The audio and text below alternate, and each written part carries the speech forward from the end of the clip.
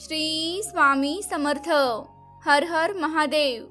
मी भगवान शिव, देवी पार्वती आणि श्री स्वामी समर्थ यांच्याकडे प्रार्थना करते की ही कथा ऐकणाऱ्या प्रत्येक भक्ताची सर्वात मोठी इच्छा तुम्ही पूर्ण करा आणि त्यांच्या आयुष्यातील भयंकर दुःखाचा नाश होऊ दे। भगवान शिवजी म्हणतात, ही कथा ऐकली नाही तर हरतालिकेचे व्रत पकडून काहीच उपयोग होत नाही। ही कथा ऐकणाऱ्या प्रत्येक मनुष्याला मनोइच्छित वर प्राप्त होतो, आपल्या पतीला दीर्घायुष्य मिळते आणि आपल्या मनातील इच्छा पूर्ण होते। गरिबी, भयंकर आजार दूर होतात, घरात सुख समृद्धी नक्की येते। त्यामुळे ही पौराणिक कथा नक्की ऐका। एका राज्यात देवराज नावाचा एक ब्राह्मण राहत होता, ज्याने आजपर्यंत कधीच महादेवाच्या मंदिराची एकही पायरी चढली नव्हती, ज्याने आजवर कधीच कुठल्याच देवाची पूजा केली नव्हती। जर एखादी व्यक्ती ब्राह्मणाच्या घरात जन्म घेत असेल आणि तो पूजा पाठ करत नसेल तर त्याचे ब्राह्मण होण्याला काहीच महत्त्व नसते। देवराजने ब्राह्मणाच्या घरात जन्म घेतला असला तरी तो ब्राह्मण कर्म कधीच करू शकला नाही। नगरातील लोकांची फसवणूक करणे, लबाडीने त्यांच्याकडील धन लुटणे, चोरी करणे आणि त्या पैशातून मद्यपान करणे, त्यासोबतच कोठ्यावर जाणे हेच त्याचे प्रमुख कर्म होते। दिवस निघून जाऊ लागले। आपली पत्नी आणि मुलांचे पालन पोषण तो याच पैशातून आरामात करत होता। अशातच त्याच्याकडून एक घोर पाप झाले।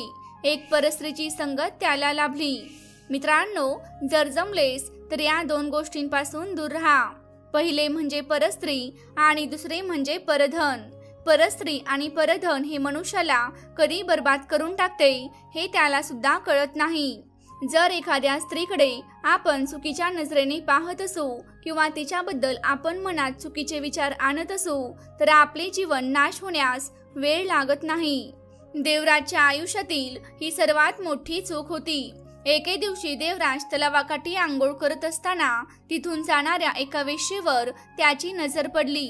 तिला पाहून देवराज खूप मोहित झाला आणि तिच्या मागे मागे तो वेश्यालयापर्यंत पोहोचला। वेश्येलाही माहित होते की देवराज तिच्या मागे मागे येत आहे, कारण ती सुद्धा त्याच्यावर मोहित झाली होती। त्यानंतर दोघांनी एकत्र राहण्याचा निर्णय घेतला आणि देवराज आपली पत्नी आणि 2 लहान मुलांना सोडून त्या वेश्येसोबत राहू लागला।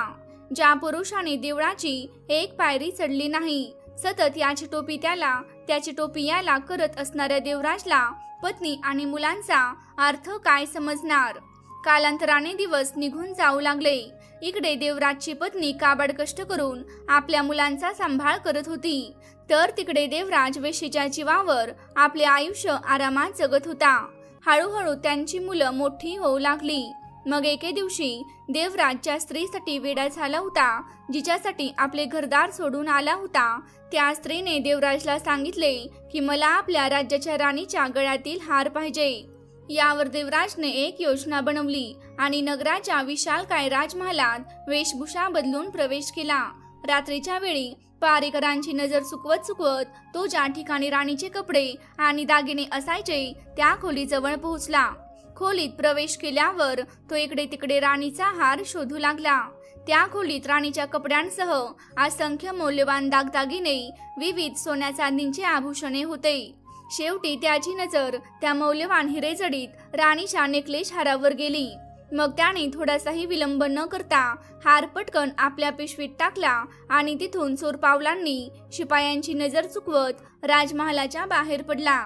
दुसऱ्या दिवशी जेव्हा राणीने तिच्या हाराची अनुपस्थिती पाहिली तेव्हा राजमहालात एकच गोंधळ माजला।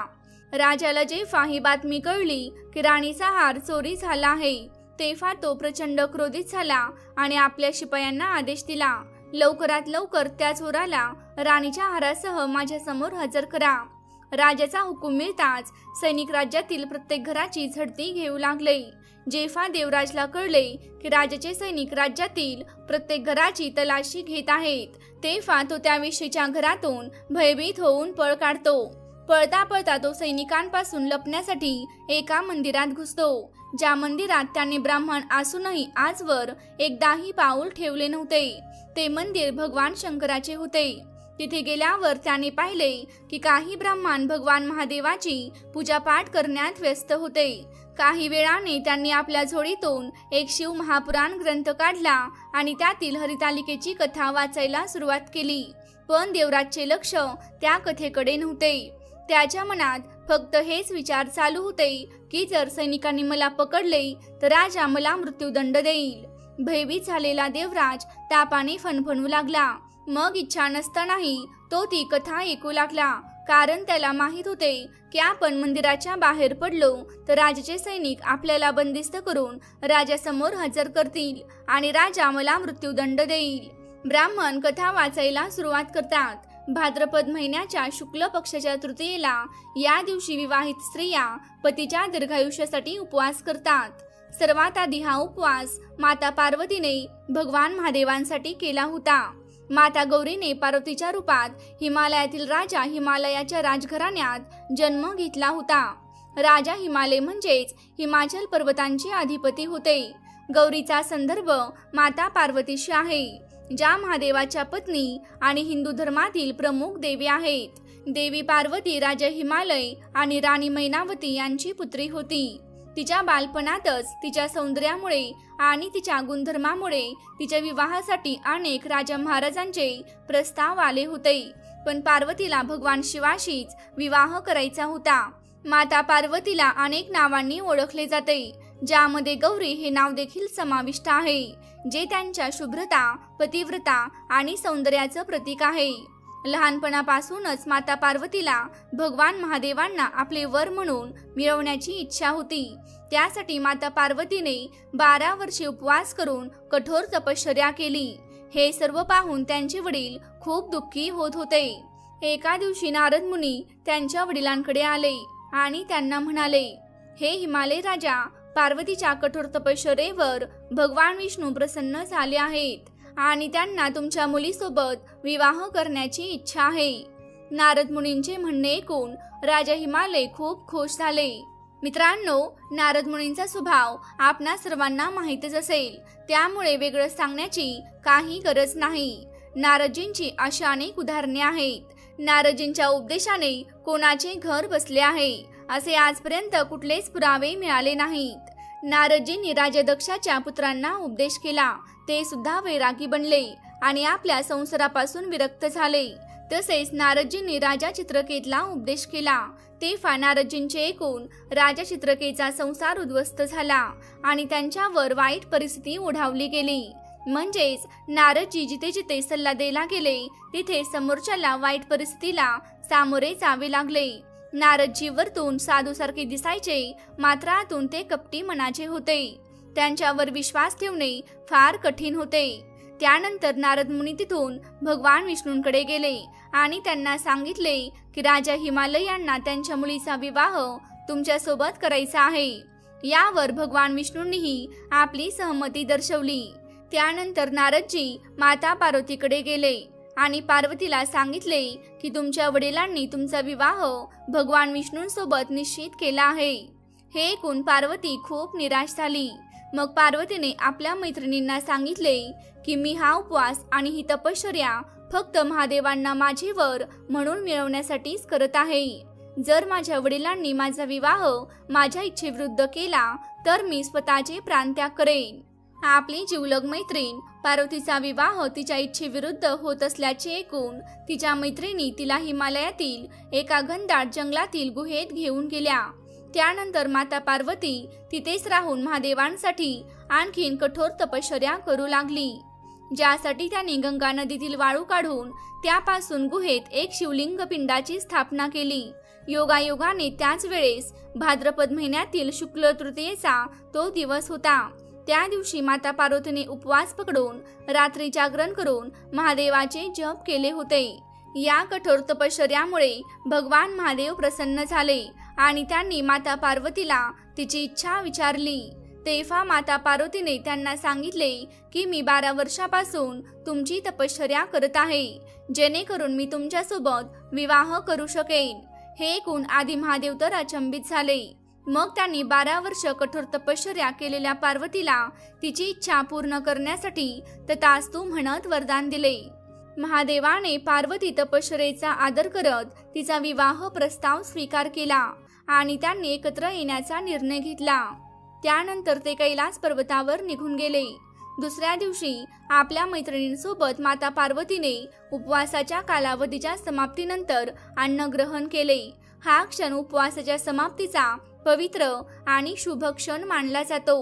यानंतर माता पार्वतीने पूजेसाठी जे काही साहित्य वापरले होते, फळं, फुलं, वेगवेगळ्या फळझाडांची पानं, श्रीफळ, हे सर्व गंगा नदीत विसर्जित केले। तिकडे राजा हिमालय आपली मुलगी घर सोडून गेल्यामुळे व्याकुळ झाले होते। त्यांना असेही वाटत होते की एखाद्या दानवाने माझ्या मुलीचे हरण तर केले नसेल ना। आपला राजा चिंतेत असलेले पाहून मंत्री गणराजाला विचारतात, महाराज, आपल्या चिंतेचे कारण आम्हाला समजू शकेल का? मग राजे हिमालय आपल्या सर्व सेनापतींना सांगतात, नारदजींना मी वचन दिले आहे की आपल्या पार्वतीचा विवाह भगवान विष्णू सोबत लावून देईन, पण पार्वती घर सोडून गेली आहे। कदाचित तिचे एखाद्या राक्षसाने अपहरणही केले असू शकेल। हे ऐकून मंत्रीगण राजाला आश्वासन देतात की दिवस मावळायच्या आत आम्ही पार्वतीला शोधून काढू। सर्व सेनापती सैनिकांना पार्वतीला शोधण्याचे आदेश देतात। त्यासोबतच राजाच्या सांगण्यावरून त्यांचे सैनिक राज्यात दौंडी देतात की जो कोणी राजाच्या मुलीबद्दल माहिती देईल त्याला 1000 सुवर्णमुद्रा देण्यात येईल। राज्यातील प्रजा राजकुमारी पार्वतीवर प्रचंड प्रेम करत होती। तिच्या सौंदर्य व गुणांमुळे ती सर्वांची लाडकी होती। सर्व सैनिक, मंत्री आणि प्रजा पार्वतीचा शोध घेत होते, परंतु कुठेच तिचा मागमूस लागत नव्हता। शेवटी राजा हिमालयाने स्वतः सैनिकांसोबत जाऊन आपली मुलगी पार्वतीला शोधायचे ठरवले। मग एका तुकडीसोबत राजाने हिमालयातील घनदाट जंगलांमध्ये पार्वतीची शोध मोहीम सुरू केली। अशाच एका घनदाट जंगलात ते शोध घेत असताना त्या जंगलात त्यांना गंगा नदीकाठी एक मोठा वटवृक्ष दिसला। त्याच्याबद्दल राज्यातील लोकांमध्ये एक कथा प्रसिद्ध होती। असं म्हटलं जात होतं की तो वटवृक्ष जादुई होता आणि त्याच्या मुळाखाली एक गुप्त गुहा होती। मग राजा आणि त्याचे सहकारी त्या भल्या मोठ्या वटवृक्षाजवळ आले। त्यांनी पाहिले की वटवृक्षाच्या मुळांखाली एक लहानशी दरवाजासारखी रचना आहे। राज्य सेनापतीने त्वरित आपल्या तलवारीने तो दरवाजा उघडला आणि सर्वांनी त्या गुहेत प्रवेश केला। गुहेत आत जाताच त्यांनी एक आश्चर्यकारक दृश्य पाहिले। माता पार्वती त्या गुहेत देवादिदेव महादेवांचे जप करत होती। राजा हिमालय पार्वतीला मिठी मारून खूप रडतात। मग पार्वतीने आपल्या वडिलांना घर सोडण्याचे कारण सांगितले की तुम्ही माझा विवाह माझ्या इच्छेविरुद्ध करत होतात, त्यामुळे मी राजमहाल सोडून या घनदाट जंगलात आले। त्यानंतर पार्वतीने भगवान महादेवांसोबत विवाह करण्याचा संकल्प आणि महादेवांकडून मिळालेल्या वरदानाबाबत आपल्या वडिलांना सांगितले। यावर तिच्या वडिलांनी तिला वचन दिले की जर तसे असेल तर मी तुझा विवाह महादेवांसोबतच करून देईन। मग पार्वती आपल्या वडिलांसोबत राजमहालात पुन्हा आली। यानंतर राजा हिमालय यांनी भगवान विष्णूंकडे जाऊन त्यांची माफी मागितली आणि त्यांना सांगितले की मला माझ्या मुलीच्या आवडीबद्दल माहीत नव्हते, त्यामुळे आपण मला क्षमा करावी। आणि ते पार्वतीच्या सांगण्यावरून तिचा विवाह महादेवांसोबत करण्यासाठी राजी झाले। त्यानंतर काही दिवसातच त्यांनी पार्वतीचा विवाह महादेवांसोबत थाटामाटात लावून दिला। महादेव आणि पार्वतीचा विवाह एक भव्य समारंभ होता। या विवाहात देवता, ऋषीमुनी आणि सृष्टीतील सर्व जीव उपस्थित होते। महादेव आणि पार्वती यांचा विवाह सृष्टीवर शांतता आणि समृद्धी आणणारा एक महत्त्वपूर्ण भाग होता। या विवाहात प्रमुख पाहुणे म्हणून नारदजींनाही आमंत्रित केले गेले होते। वराच्या बाजूने म्हणजेच महादेवाच्या बाजूने सर्व देवांना आमंत्रित केले गेले होते। त्यासोबतच संपूर्ण राज्यातील प्रजाजनही आपली लाडकी राजकुमारी पार्वतीच्या विवाहाला हजर होते। पार्वतींनी केलेल्या उपवासामुळे तिला महादेवांचे अर्धासन प्राप्त झाले आणि पार्वती महादेवाची अर्धांगिनी बनली। खरं तर भगवान शंकरांनी देवतांच्या विनंतीवरून लोकांच्या कल्याणासाठी राजदक्षेची कन्या सती हिच्यासोबत विवाह केला होता। काही वर्षानंतर सतीचे वडील दक्ष यांनी आयोजित केलेल्या यज्ञात आपली पती भगवान शंकराचा अपमान करण्यात आला। आपल्या पतीचा अपमान सहन न झाल्याने तिने त्याच अग्निकुंडात उडी मारून आत्मदहन केले।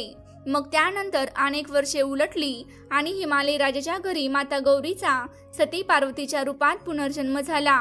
तब्बल 12 वर्ष तपश्चर्या केल्यानंतर पार्वतीने भोलेनाथाला प्रसन्न करून त्यांच्याशी पुन्हा विवाह केला.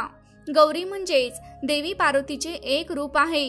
हिंदू धर्मात देवी पार्वतीला अनेक नावाने ओळखले जाते, जसे की उमा, सती, गौरी, अन्नपूर्णा, शैलपुत्री. त्यापैकी एक नाव गौरी आहे. गौरी हा शब्द गौर म्हणजेच शुभ्र किंवा गोरा असा अर्थ दर्शवतो. गौरी हे देवी पार्वतीचे शुभ्र, सुंदर आणि सौम्य रूप आहे. पार्वतीचे सखी हरण केल्यामुळे, सखी म्हणजेच मैत्रीण, पार्वतीच्या मैत्रिणींनी तिच्या सांगण्यावरून तिचे अपहरण केले होते. त्यामुळे या व्रताचे नाव हरतालिका असे पडले. ज्याने आजपर्यंत कधी देवाची एकही पायरी चढली नव्हती, तो देवराज नावाचा ब्राह्मण ही कथा अगदी मन लावून ऐकत होता. आजवर त्याने केलेल्या पापांवर त्याला पश्चाताप होत होता. त्याला आता त्याच्या पत्नीची आणि मुलांची आठवण येऊ लागली आणि तो विचार करू लागला, माझा मृत्यू अटळ आहे. कुठल्याही क्षणी मला मृत्यू येऊ शकतो. मग माझ्या पश्चात माझ्या पत्नीचे आणि मुलांचे काय होईल? हा विचार करत करत तो मंदिराच्या बाहेर पडला. त्याने मंदिरात ना भगवान महादेवाला नमस्कार केला, ना त्या कथा वाचणाऱ्या ब्राह्मणांचा आशीर्वाद घेतला. पण त्याने ते ब्राह्मण वाचत असलेली हरितालिकेची कथा पूर्ण मन लावून ऐकली होती. तेथून तो समोर असलेल्या बेलाच्या झाडाखाली जाऊन बसला. काही वेळाने तिथे ते ब्राह्मण आले आणि त्यांनी देवराजाला महाप्रसाद दिला. देवराज हे रात्रीपासून उपाशीच होता, त्यामुळे त्याने तो प्रसाद आवडीने खाल्ला. यापूर्वी त्याने कुठल्याच देवाचा प्रसाद खाल्ला नव्हता. प्रसाद खाऊन तो काही वेळ तिथेच आराम करू लागला, या विचाराने की दुसऱ्या नगरात जाऊन तिकडे आपण स्थायिक होऊ आणि तिकडेच आपली पत्नी आणि मुलांनाही बोलवून घेऊ. पण कदाचित आता आराम त्याच्या नशिबात नव्हता. राजाचे सैनिक त्याला शोधत शोधत त्या मंदिरापर्यंत पोहोचले आणि त्यांनी चहूबाजूने त्याला घेरले. त्यानंतर सैनिक त्याला बंदिस्त करून राजमहालात घेऊन गेले. जेव्हा देवराजला राजासमोर हजर करण्यात आले, तेव्हा राजाने देवराजकडे गंभीरपणे पाहिले आणि त्याला विचारले, तुम्ही हा हार का चोरला? जर तुम्हाला पैशांची इतकीच आवश्यकता होती तर आपल्या राजदरबारात तुम्ही मला मागू शकला असता.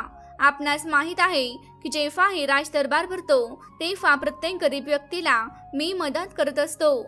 मग तुम्ही असे धाडस का केले याचे कारण मला कळू शकेल का? यावर देवराज म्हणाला, महाराज, एका वेश्येसाठी मी हा हार चोरी केला होता. वेश्या हा शब्द ऐकताच राजा प्रचंड क्रोधित झाला आणि देवराजला म्हणाला, जर तू तुझी गरिबी दूर करण्यासाठी हा हार चोरी केला असता तर कदाचित मी तुला माफही केले असते. पण एका वेश्येच्या नादी लागून आणि तिच्या सांगण्यावरून तू हा हार चोरी केलास, त्यामुळे तू माफीच्या लायक नाहीस. जर मी तुला माफ केले तर प्रत्येकाला असे वाटेल की काहीही किंवा कितीही मोठा गुन्हा केला तरी राजा माफ करतो. मग राजा दिवसाढवळ्या चोऱ्या होतील, मायलेकींची अब्रू लुटली जाईल. देवराज राजाचे पाय पकडून माफी मागू लागला आणि रडू लागला. त्यावर राजा म्हणाला, तू विवाहित असूनही एका वेश्येच्या नादी लागला. या राज्याच्या तरुण पिढीने तुझ्याकडून काय शिकायचे? तू तर ब्राह्मण आहेस, पण आजवर कधीच तू चांगले कर्म केले नाहीस. सतत लोकांना फसवून त्यांच्याकडून पैसे लुबाडत आला आहेस. त्यावेळी तेथे देवराजची पत्नी आणि मुलंही उपस्थित होती. मग देवराजने राजाला विनंती केली, मला माझ्या पत्नी आणि मुलांना भेटायचे आहे. राजा इतका क्रूर नव्हता.